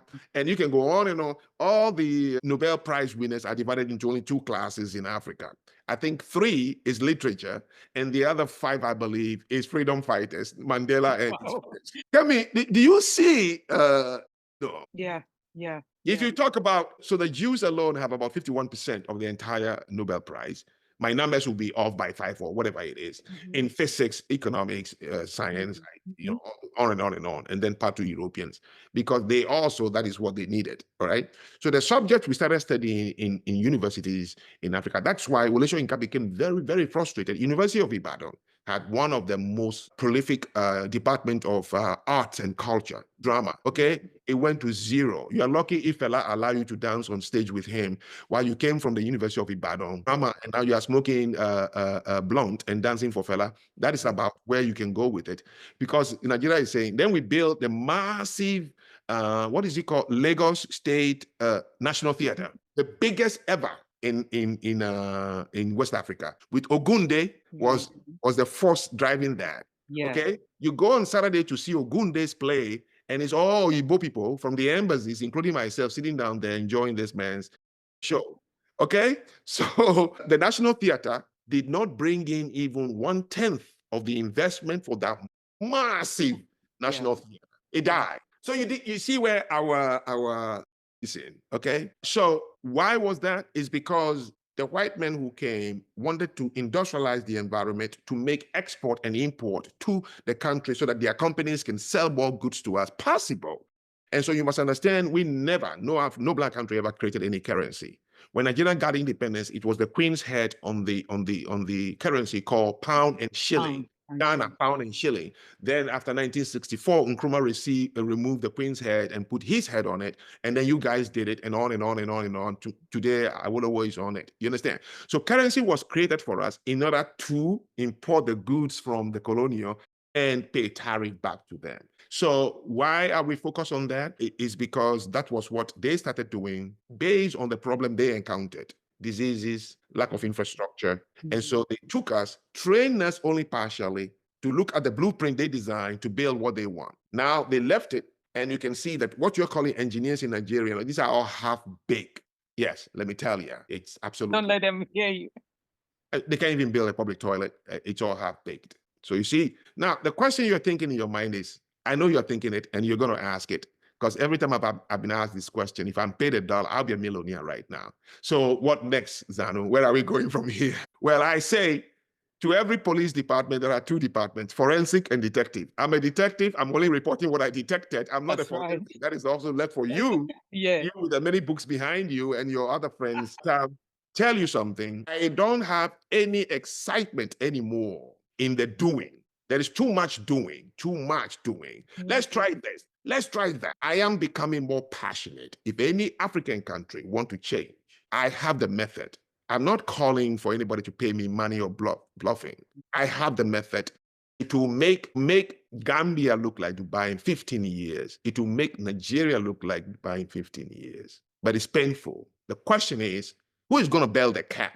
Which president is going to say, whoa, this is unbelievable. Yes, I'm going to remove myself and allow these to be put in place. Nobody. He'll be killed by his own people fast. So we are at a very, what do they call it, quagmire.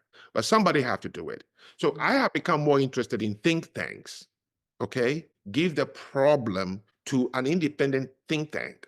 They're more comfortable because they are away from the mirror. They see it clearer than those of you who are too close to the mirror and too emotional. Trying everything. A think tank will be able to present our governments. Because you know what is funny? One think tank for one country in Sub-Sahara is the same method for all of them because we all went through the same thing. Remember what I said, our type of colonization is different from Australia, New Zealand, Korea. Those were built as a country by the people before an outside force came. So it's the balloon effect. If you sit on a balloon, it will be depressed. Once you get up, it goes back to, okay? Ours is the only colonization where they first arrived, carved what should become a country, planted their flag upon it, and then colonized it. Here is the problem. So when you were looking for independence, the question I should ask you, what did you lose from colonization? So much. No. I met a Korean scholar in Singapore many years back. That's when that question came out. And I asked him that question and he simply said, no, we didn't lose it. We lost time. Korea was colonized for 51 years by Japan. He said, we only lost time. What did you lose from colonization? If you're not able to identify that thing, you're going nowhere. What did you lose? Well, I would say, the development of my culture language, I will also attach it to that time that it could have developed. No, the time is not important. There was no Olympics for development. Number two, even the concept of what you could have become and how you could have been is also, but you were on the right path. You said the development of my language and what? Culture. Culture, Why was the development of language and culture important? That will tell you what you lost. Why was it important? Because it didn't allow you to, innovate, to actually be part of the competition out there with the development global markets. So you're right. Every country we see today started somewhere with a few group of people who were thinking of what we should become without thinking of the outside world. No, they were not looking at Germany or Japan or China to determine what they should become. They were thinking internally of how do we preserve what we have so our children will just inherit. It's called self-determination. So what we lost was self-determination. People, Yorubas, people, Hausas, Shantis, what they were determined to do, maintain what they have so that it is not disturbed by an outside force. It is not disintegrated by inside, because they were thinking of their children's legacy. So it's called self-determination. It's what underlines every country, including the English, the Germans, the French, self-determination. That's why we call it constitution. The mistake in Africa is we write a constitution like a soccer, how the coaches draw the soccer match, what we want to become. It is not true. Constitution is not what you want to become. It's called constitute, means what we are already. Let's write it down as a reference to anybody who comes later on to say, this is what we are preserving for our children. And we will use language to preserve it. We will use history to preserve it. We will use defense systems to preserve it. So that is what we lost, self-determination. So we could have fought for independence to go back to self-determination because that was suspended. It was interrupted. The Yoruba movement came to a stop. The Benin movement came to a stop. The Ashanti movement came to a stop. Now you find yourself with tribes that used to bow to you. Now they are both holding the same currency saying, I'm Nigerian. This is what we lost. The question is, can we go back to it? Yes and no, but in some way. And that can never be explained in this short podcast. Sure. I have designed a whole page called The Solution to the African Problem. I think you need to bring that out. So that, maybe give a little bit of taste of it on your show so that, they know that you have something that maybe they could benefit from, that will be able to work for. Yes, I'm talking to somebody here, if I can find, that's why I said I'm interested in a think tank.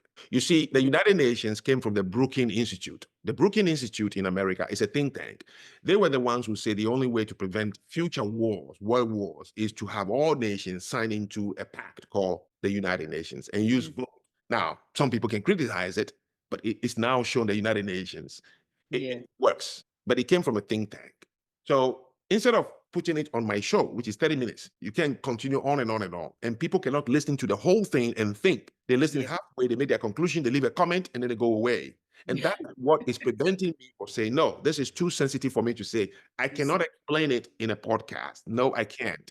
Everybody's going to listen to only 7 minutes of it and say, oh, he's this. Yeah. And you're not going to go anywhere with it. Yeah. And let me ask you about, I'm going to dig you into race and class social economic status in America and the debate on DEI. In the United States, should the focus be on race or class when addressing inequality, especially you working with a lot of... They're not disadvantaged. Okay. They're not. The United States, like any country, Nigeria, should focus on merit. What can this person do? And let them do it. The country itself, just May or April, the 51,000 diversity lotto has just finished, and people are now getting the result in Nigeria, Ghana, Benin, Togo. All right. So America is still encouraging diversity with the diversity lotto, right? Yes. It means the country is interested in diversity, and the country is diverse already. Why do you have to create another system of diversity in a country that is so vastly diverse? Well, they argue to use it in helping a marginalized group. Who is the they? Koreans, Southeast Asians, Cambodians, Vietnamese, Laotians, Malaysians, Indonesians, why is it always Black? Well, talking about people of African descent who are descendants of slaves and thinking about the inequality that... I see what you mean. When you begin to use these words and you believe it, inequality, marginalized, you have a problem already on your hands. So I'm going to ask you a simple question, and I don't mean that I'm putting you on the spot, but it's a question your listeners are going to think about. All right, let's take the African Americans. They believe that their condition is not good because of where they are and the people who own this place. All right, the only way anyone can know that their condition indeed is not good is point to another place outside America where the Black people who live there have arrived at the condition the African Americans are saying, you see, if we were not here, this is what we could have become. Where is that place? I see your smile. It looks beautiful. Well, there you might look towards Africa, whereby I know you're going to attack, you're going to disagree. I'll go to the U.S. Embassy right now as I'm speaking and see the line that is there wanting to come here. Africa, as we are talking right now, Nigeria is splintering. People want to run away. The poverty rate is almost 70%. People are sleeping in gutters, in Makoko or wherever, and people are living in squalor. There is no African American that lives in the condition you find in Agege, in Ajangule, in Isaleko, in Makoko. There is none here. Dying from curable diseases, being beaten by police brutally and no accountability. What are you talking about? Let them show me where. If the condition is good in Africa, how come they're not migrating too fast and too quick? They are the reason we want to come here. They are the reason your banner boys are getting rich. So point me to a place in the most biggest continent with 54 countries, or the ones in the Caribbean. Show me a standard of Black people somewhere because they are outside the American system. So I can tell you that a Black American indeed is in a condition because of the white man in America. Show me. All right, let them look to Canada and show me the Blacks who live in Canada who are not sweeping gutters and cleaning airports because we don't have the supremacy in Canada, isn't it? Okay, where is it? Oh, no, I forgot. You also have the marginalized because Canadians are white. Okay, let's go to Asia then. Let's go to Europe. You see the point? When you question these answers, you realize that every person who thinks he's an underdog would create a boogeyman. There is no marginalized people. There is no disadvantaged people. People's conditions are explained only based on their capability. So when you take the poor person with nothing and you put him in a palace, he's just going to be there the same way. Here is the problem, my dear. Trying to fit a square pole into a round hole. There's nothing wrong with the hole. There's nothing wrong with the pole. They are just two different shapes. The Black man, who I explained earlier, functions better as a community. He has found himself in an environment that was not created for a culture that is a group activity culture. Do you know why black athletes and entertainers and successful Black, why they do bad things and go to jail and fail, like Puff Daddy and all? The list is, okay? The wealth segregates them, isolates them. A Black man is not supposed to be that wealthy to be isolated. No wonder they always go back to the ghettos because that's where they find themselves. Mike Tyson can never leave the ghetto, even when he became rich, you see. No wonder in Nigeria, in Ghana, in all Africa, the rich man builds among the poor because that connection is what makes him. And his presence is what makes the others, even if they are serving him. He stops outside the gate, greets everybody before he gets into his car. He gives a little bit. I used to go to Kaduna to visit the governor. He was a young lieutenant or something who became a governor of Kaduna in the 80s. Very smart, handsome. He was very popular because he belonged to the Kaduna mafia. Each time I drive to his house, you see women covered sitting the driveway left and right all the way to his door. He doesn't look down upon them. He would walk from his office to greet them all. Greet them, not because he gives them money, and then gets into his car at the end of the driveway every day. Awolowo was the same way. And all, Tai Solarin, all of them, they never can isolate themselves. So if we keep saying disadvantage, marginalize, immediately you use a word, you're going to blame somebody. Then you've built a prison now, I am marginalized. Then you say to your children, go to school. Well, daddy, for what? We are marginalized by somebody. We are disadvantaged. Disadvantaged from what? So I don't know if they are disadvantaged or marginalized. I don't.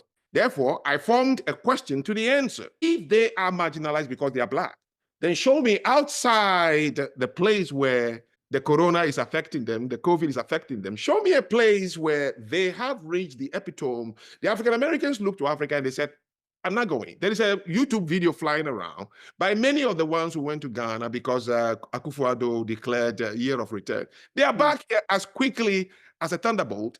They said, I'm not going back there. So you see, there's no marginalization.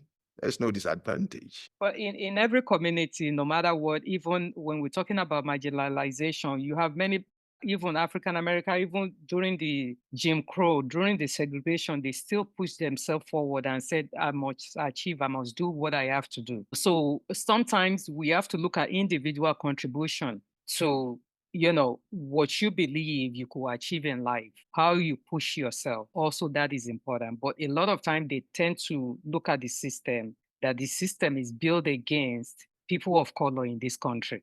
No, I mean, how? Where is that department?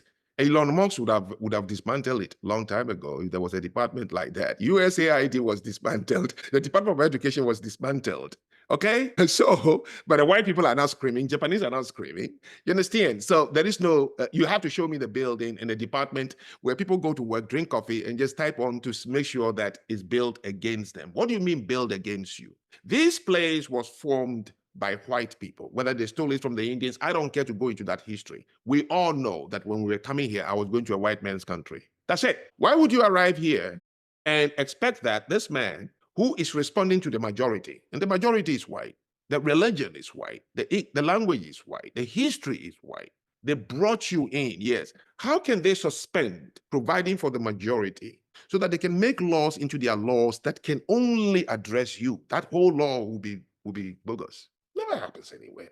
I've explained what I just told you.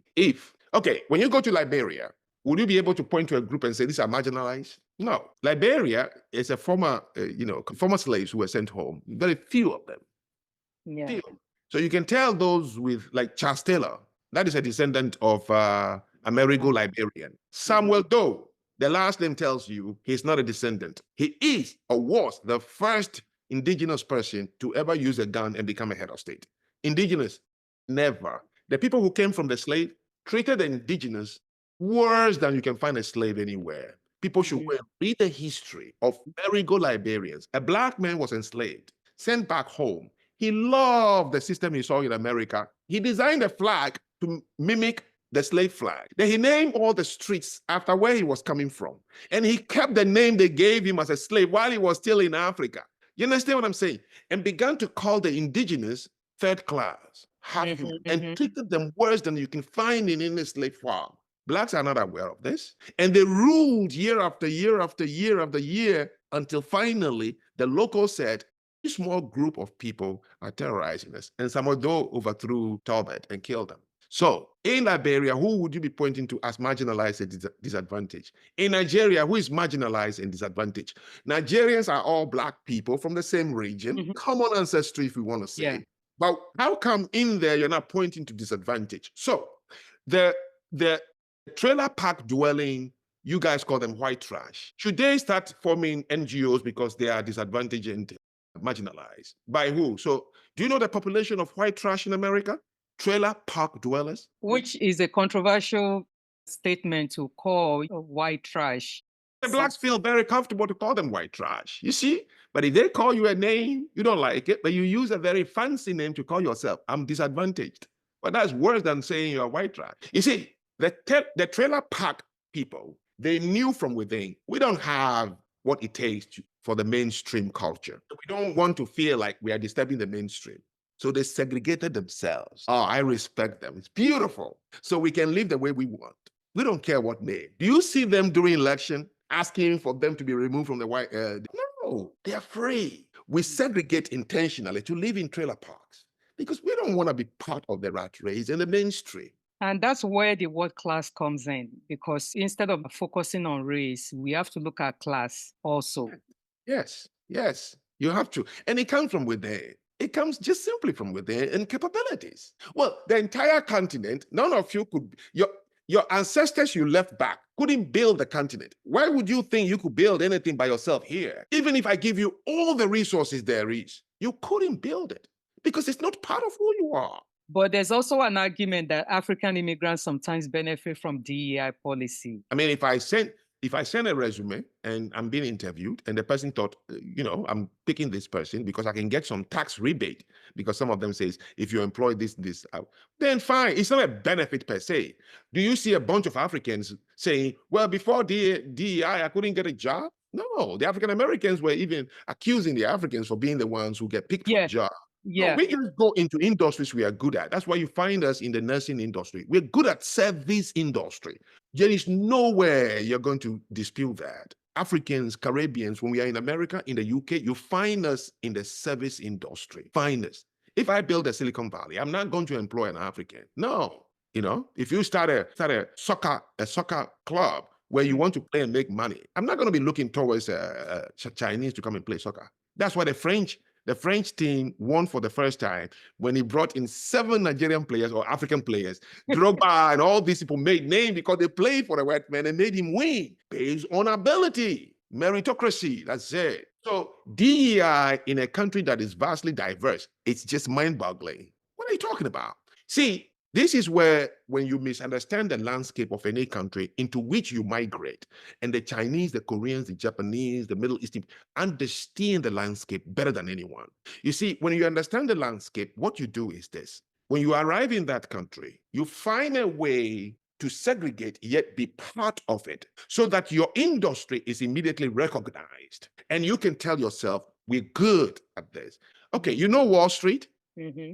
How many Chinese do you know on Wall Street? You hardly see them. How many Japanese? Mm-hmm. Okay. You know Hollywood? Yes. Yeah. It's 70% Jews. Jews are storytellers. In addition to science, they are storytellers also. Yeah. Okay, so they own the publishing industry. Jews a lot. And of course, it makes sense. But what do? They just open the door to talent. Lupita Nyong'o is from Kenya. Denzel Washington is black. Samuel Jackson is black. And you can go down the list. Okay? Why that one doesn't cry DEI? Okay, let's call the NBA. The NBA, I think 20-something teams. Do you know any NBA owner that is completely black? Whether merchandise, administration, organization, publicity, all the back end that is impossible to make millions is all white Ivy League students. How about the players? What is the DEI at the NBA? What is the DEI in the hip-hop industry that commands billions of dollars in America? And in the influence all over the world. Where do you see the Chinese knocking on the door of the hip-hop industry saying, how come you don't have many Chinese here? How come you don't have many Japanese here? The NFL, bingo.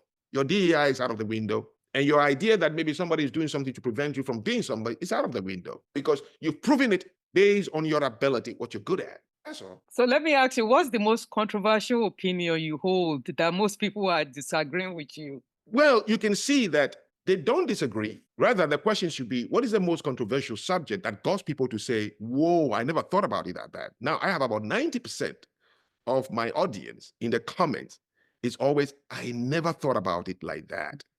Because you see, everything you said to me, I just questioned the answer. Are you going to disagree with me? I didn't say anything. I just questioned the answer. Where is the disagreement of a man who is just punching holes in the answers we've been giving?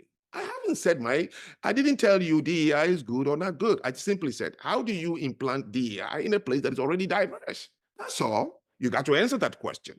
Number two, I ask you, show me a place outside America where Black says, yeah, you see, because we are not in America, do you see where we are? Where Black people in America are looking at that place as the role model. You said there is no place. I didn't say there is such place or there is no such place. If you teach your children to learn how to question answers instead of ask questions, we will begin to, like Socrates. Yeah.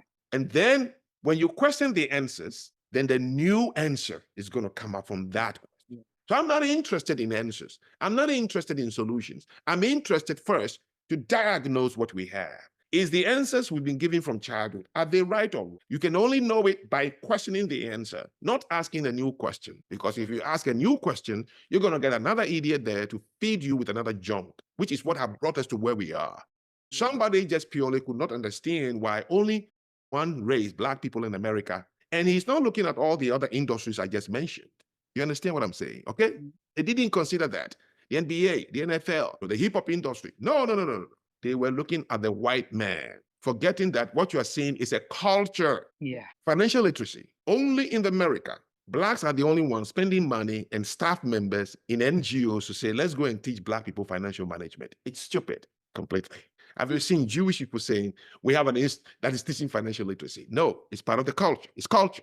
Because no Black nation has ever created a currency. We relied on each other with exchange of goods and services, and we survived beautifully. We never had a currency. How are you going to learn financial management? If you continue to manage finances in Africa, Nigeria, many family members will die. Okay? Because we are the only race left on earth that still practices extended family. A cousin's child's friend will take a bag and just go straight to your village. He's here. You didn't budget for him, but here he is eating the little eba you have. Are you going to say, no, we saved that money because I want to buy? No. When they call you in the middle of the night, you pull your drawer, you take the money, you go to the hospital, you pay for the medicine because you don't want a family member to die. And that affects also African American community here as well. They don't understand that they came with it. You can never speak to an African American for the first 10 minutes without hearing the word, oh, my nephew came to live with us, or my cousin. You know, it's always part of the balance. The point they have the word cuz. And we say things and say, yes, farm. Asians don't use farm at the end of it. No, my family is my wife and my children. So in a culture that takes care and embraces a lot, you cannot have an effective because you spend on first come, first need. But here we are beating ourselves, saying we are the only ones. We don't have financial management. Everything somebody is doing, we use it to demoralize our children as if we are stupid. You know, I'm not saying that we should continue that way. No, the system has changed that you can say well, at one time it used to be. There was a reason we maintained the extended family system. The reason the Yorubas or the Oyos specifically cut their marks because they were being brutalized by all the tribes. So they want to know that, yes, I know you, so there's no xenophobia. Okay? So for that, you need an extended family system. So I can protect you, you can protect him, so people don't come and take us away. That's how it happened. Today, there's no threat, but it takes long. Somebody have to ask you, why do you guys still have extended family system? What is the benefit? And you start, why my cousin's child have to, this accidental relationship? Why do I so much care about I should prevent my cousin from just moving into my house. No, and I am doing it right now. I have 5 sisters, no brother. And my parents are gone, so I'm free. My sisters are all married. I tell them, don't call me for money. I wasn't put on this earth to be a bank for you. No. Don't call me for money. Don't. Please don't. And that affects so many of our people here. Yes. They are working 3 jobs, to sending money home. And then you are blaming a white man who only looks at his wife and his, children. So he can save money, put education fund. Then you say his system is preventing you from being somebody. You understand? So there's a lot of things we got to look at. I have started it. I have created a new lineage for myself. I am not going to be a bank account to make somebody not have fear. This idea that my uncle will take care of me, my aunt, we call everybody brother. Hey, this is my brother. But then you write on your form, you say, I have only 2 brothers and 1 sister. However, in introduction, you've introduced more than 12 people to me you call brothers and sisters. You understand? I don't have to be. We got to look at that and say, there's no more threat. The threat that led us to have this extended family system is no longer there. And you shouldn't be responsible and let the younger one there know that, oh, if I go to her house, she will take me anyway. This is what creating this dependency. It's not helping anyone. Yeah. You have to take slowly, new generation of people, and you have to start with your kids. Stop telling them you are the reason they are here and therefore they should take care of you and build a house in Nigeria for you you're never going to live in. You know, which some tribes, I don't want to say their name, you get a chieftaincy because you came back and built a 5-bedroom house with no road, no God. They look at the house alone, they make you a chief. Yeah. We got to stop all that. We got to stop it. And that's why, you know, many people, even back home, they're having children that they cannot even afford to take care of. And after having these children, you send them to somebody else's house to go and live in, go and live with this, go and live. You deposit your children all over the places. I've had situation of a father who has multiple children, then having his children take care of their own siblings. Yes. That you brought to this world. Yes. And so, you are talking about almost 49% of the population of that country is doing that. And then you turn around and say, oh, the British never left. There's neo-colonization. No, your system is never going to allow anything. Now, there's an experiment that has been carried out, but we are all trying not to look at it. So for about 400 years ago, 500 years ago, a very handful of white people came upon a region in the southern part of Africa. They simply came because of the Indochina or Indo-Indian ships were going to India for coffee and, to bring it back to Holland. And they said, let's build a rest stop for the ships. When they built it, of course, ecosystem, it began to develop the place. At that time, there were about 7 major tribes in the southern part of Africa. The Zulus were the biggest one, the Xhosas, Limpopo, these tribes in South Africa today. They were only chucking spears into each other. The Zulus were notable for that, Chaka the Zulu. He wasn't fighting British. He was fighting blacks he wanted to capture. You understand? So he was a bully to the rest of the tribes before the white men arrived. But the white men took a place because there was no country. There was no country. Let's keep that in mind. There was Zulu tribes, Xhosas. There was no country. And nobody have said no one can migrate from somewhere into a continent that was carved by Europeans. You can remain on your tribe. They also just settled. They didn't come to colonize.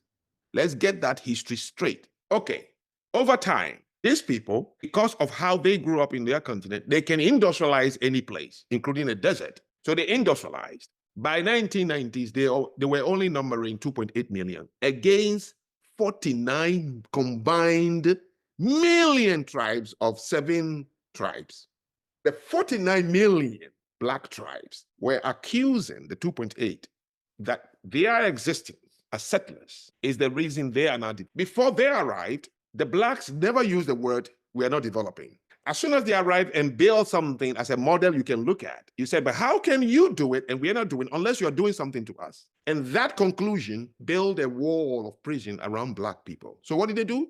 They wasted over 50 years asking this man, if I can only come to your restaurant, apartheid simply means my religion is too different from you, my language is different, my history is different. There is no way. We are like water and oil. We will never mix. So you know what? For us to develop, stay in your tribe. We are kind enough to build the roads, the railway lines, the schools into your area. Once you mix with us, what allows us to build is going to go away because now we have colored kids moving around. Somebody had a problem with it. That's it. If I can let them open their doors and they give the country they have built almost to the standard of an European country, if we take what they have built, maybe we will be like them. They harbored, they threw some of them in jail and all that. Finally, in 1994, the whites said, all right, give the country to them. How many years ago? 32. Singapore became a member of the G20 in 25 years. Korea, 1964, became a member of the G20 in just 24 years. Indonesia, Malaysia. Japan was level. By 1941, 50, 51, Japan does not have a single export in the world. 1951, ask your dad, he was around, which means 6 years before Ghana gained independence, now Japan was nothing. Landlocked, with no sunshine, only surrounded by salty water.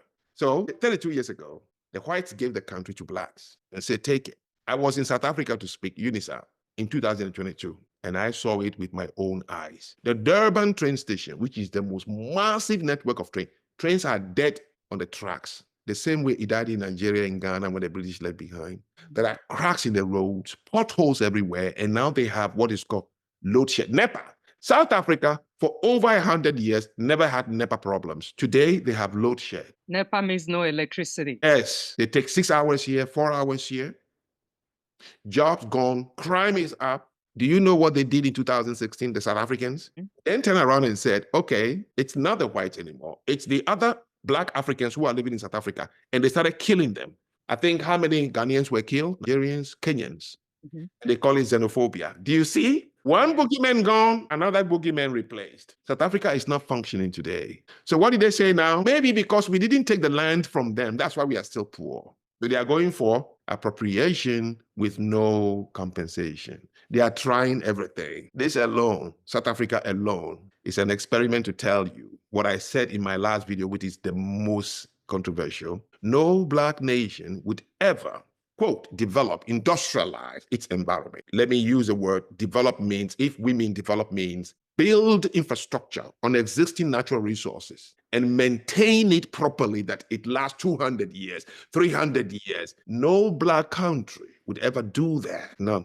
Number two, there is no neo-colonization. Number three, Europe is not holding back Africans because they are stealing resources. But I tell you, Russia alone have more resources with the whole of African countries combined, the same as the United States of America, the same as Ukraine. What resources do you have at all that you see going out every day that is building? No country was built on diamonds and gold. False. You don't have resources in Africa. You have trees and land and rivers and oceans and lakes and those things. You have it. But we have failed.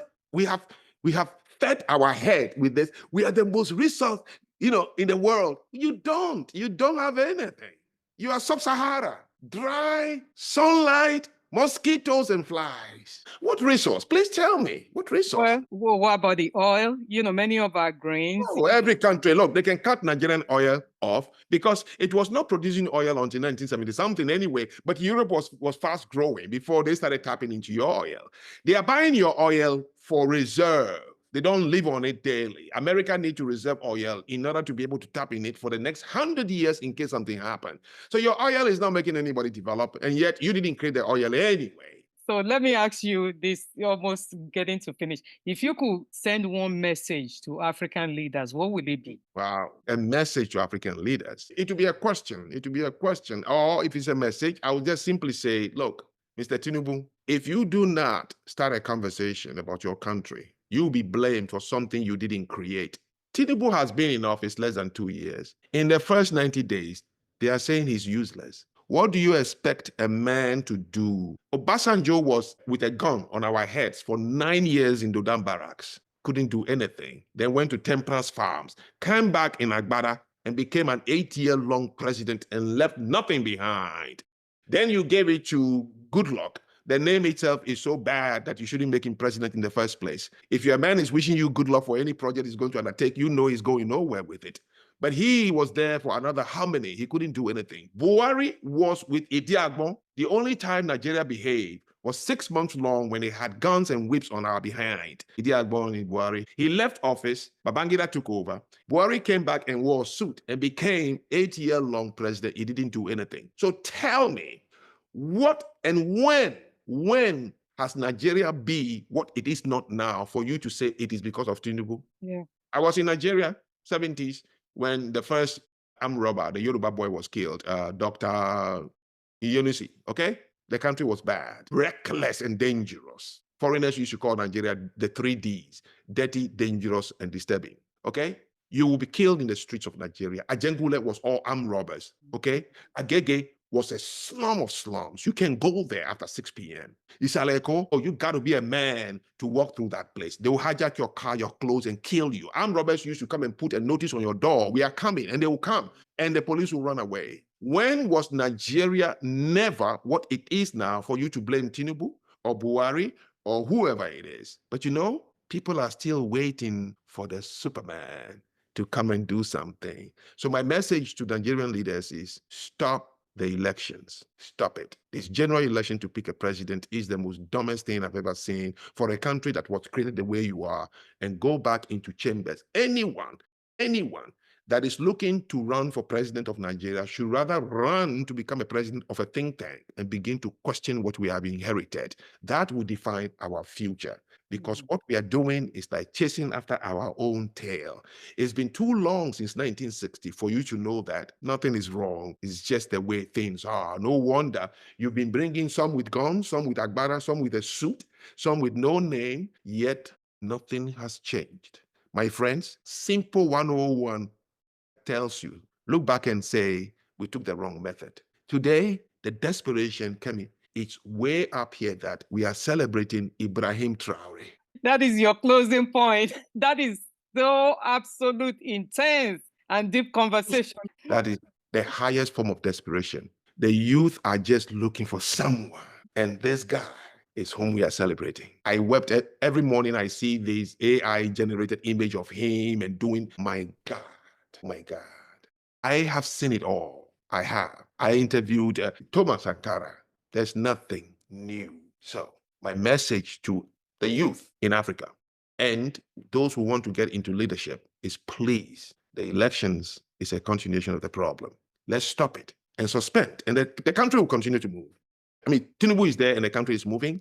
Another 5 years to go into a real think tank and come up with a new system is possible. Okay?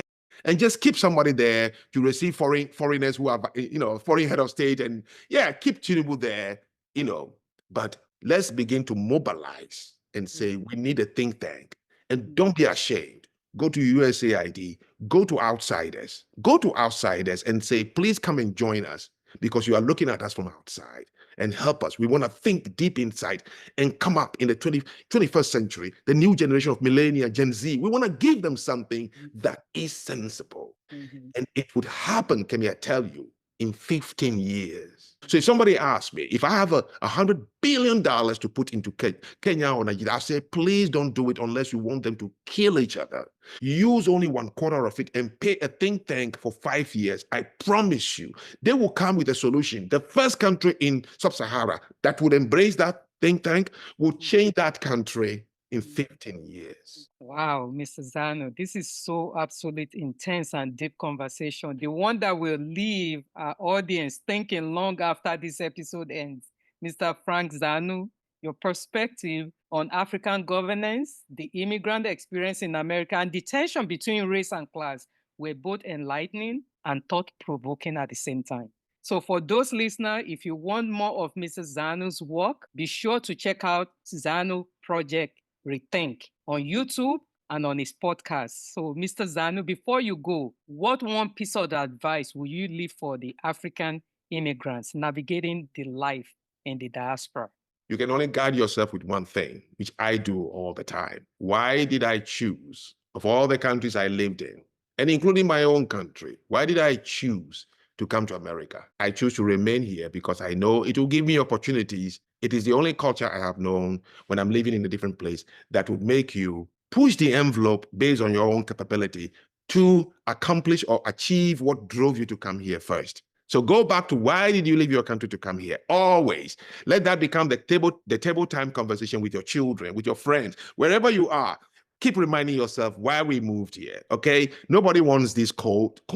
Nobody likes snow, okay? We could have been on a coconut tree and yelling to my neighbor, man, it's beautiful, but you're here. There's no reason you just came by accident. The only reason you came is to better yourself, to find a place where you can live your best potential without comparing it to anybody. Why did you come to Canada? Why did you come to the United States? Why did you come to the UK? Go back to that and stop comparing to somebody who has a historical, religious, language, everything different from you. And that is when people will begin to actually notice you, because what sent you out of your country is what drives you every day. And when you get that thing, instead of going to church and give 10% to the pastor, give it to your community, okay? Through community service, mentorship, friendship, that's it. And you'll be smiling every day, because we all have such a limited time to be on this earth. We will be gone pretty soon. Do the best you have with it. Smile more with your neighbor, whether it's white, blue, green, it doesn't matter. And you will soon see that your life will be more enjoyable. Thank you so much. That's so powerful to close on. Thank you again for joining us today. This is Kemi Seriki. You've been listening to Pansa Pansa podcast. If this conversation resonates with you, share it with others who wants to hear it. Until next time, stay bold, stay thinking, and keep challenging the status quo. Thank you so much, Mr. Franck Zanu. Thank you, thank you, thank you. Thank you. Thank you for tuning in to this episode of Ponzo Ponzo Live Podcast. We hope to have you back with us in the next episode as we continue to explore the nuances of the African immigrant experience. If you'd like to connect with us, you can email us at talk@ponzoponzo.org. That is talk@PANSAPANSA.org. And follow us on Instagram at pansa.pansaforum. Until next time, remember to spread kindness and love. Thank you and take care of yourselves.